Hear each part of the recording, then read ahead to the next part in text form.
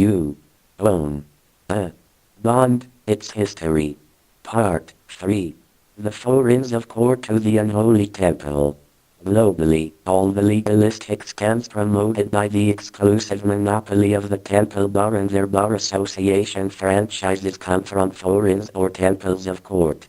The Inner Temple, please view at http://www.innertemple.org.uk/. The Middle Temple, please view at http://www.midletemple.org.uk/. The Lincoln's Inn, please view at http://www.lincolnsinn.org.uk/. The Gray's Inn, please view at http://www.gracinn.info/. These inns/temples are exclusive and private country clubs, secret societies of world power in commerce. They are well established, some having been founded in the early 1200s. The Queen and Queen Mother of England are current members of both the Inner Temple and Middle Temple. Gray's Inn specializes in taxation legalities by rule and code for the Crown. Lincoln's Inn received its name from the 3rd Earl of Lincoln, circa 1300. Just like all US-based franchise bar associations, none of the four inns of the Temple are incorporated. For a definite and purposeful reason, you can't make claim against a non-entity and a non-being. They are private societies without charters or statutes, and their so-called constitutions are based solely on custom and self-regulation. In other words, they exist as secret societies without a public front door, unless you're a private member called to their bar. While the Inner Temple holds the legal system franchise by license to steal from Canada and Great Britain, it is the Middle Temple that has legal license to steal from America. This comes about directly via their bar association franchises to the Honorable Society of the Middle Temple through the Crown Temple. From the history of the inn, later centuries, left square bracket page 6 right square bracket, written by the Honorable Society of the Middle Temple, we can see a direct tie to the Bar Association franchises and its Crown signatories in America. Call to the bar or keeping terms in one of the four inns a prerequisite to call at King's Inns until late in the 19th century. In the 17th and 18th centuries, students came from the American colonies and from many of the West Indian islands. The inn's records would lead one to suppose that for a time there was hardly a young gentleman in Charleston who had not studied here.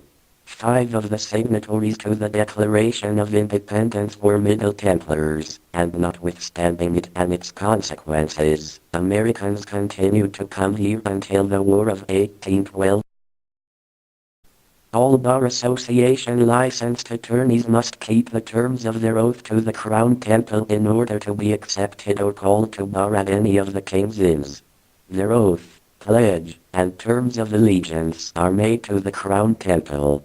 It's a real eye-opener to know that the Middle Inn of the Crown Temple has publicly acknowledged there were at least 5 Templar bar attorneys, under solemn oath only to the Crown, who signed what was alleged to be an American Declaration of Independence. This simply means that both parties to the Declaration Agreement were of the same origin, the Crown Temple. In case you don't understand the importance of this, there is no international agreement or treaty that will ever be honored, or will ever have lawful effect, when the same party signs, as both the first and second parties. It's merely a worthless piece of paper with no lawful authority when both sides to any agreement are actually the same.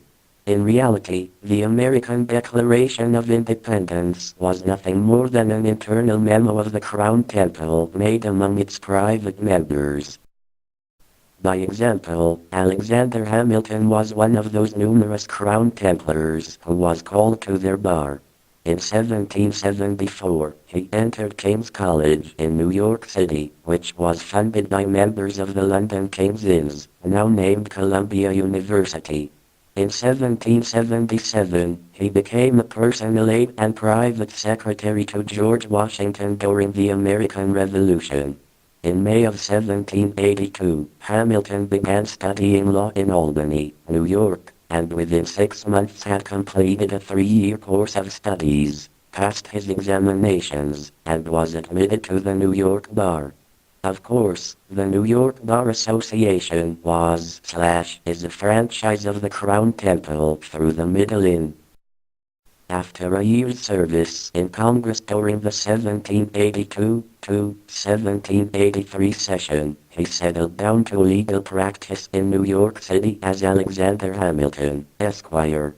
In February of 1784, he wrote the charter for and became a founding member of the Bank of New York, the state's first bank.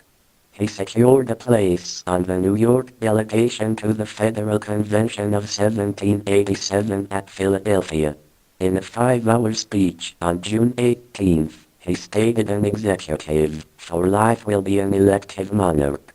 When all his anti-federalist New York colleagues withdrew from the convention in protest, he alone signed the Constitution for the United States of America representing New York State, one of the legal Crown states, colonies.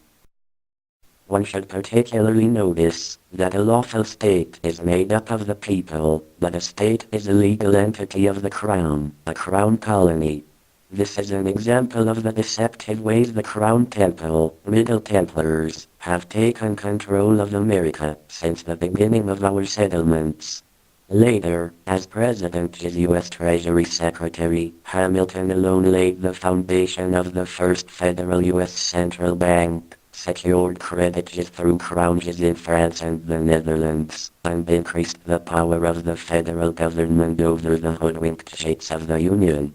Hamilton had never made a secret of the fact that he admired the government and fiscal policies of Great Britain.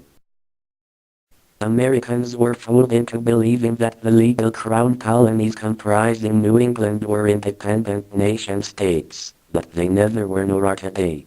They were and still are colonies of the Crown Temple, through letters patent and charters, who have no legal authority to be independent from the rule and order of the Crown Temple. A legal state is a Crown Temple colony. Neither the American people nor the Queen of Britain own America. The Crown Temple owns America through the deception of those who have sworn their allegiance by oath to the Middle Templar bar.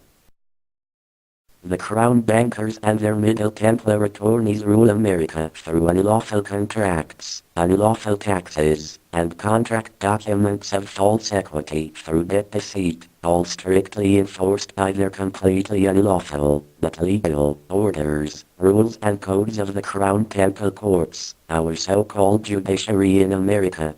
This is because the Crown Temple holds the land titles and estate deeds to all of North America.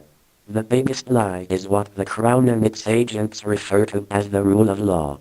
In reality, it is not about law at all, but solely about the Crown rule of all nations. For example, just read what President Bush stated on November 13, 2001, regarding the rule of law. Our countries are embarked on a new relationship for the 21st century, founded on a commitment to the values of democracy, the free market, and the rule of law. Joint statement by President George W. Bush and President Vladimir V. Putin on November 13, 01, spoken from the White House, Washington, D.C. By Rule of Mystery Babylon, please view at http://nessara.insights2.org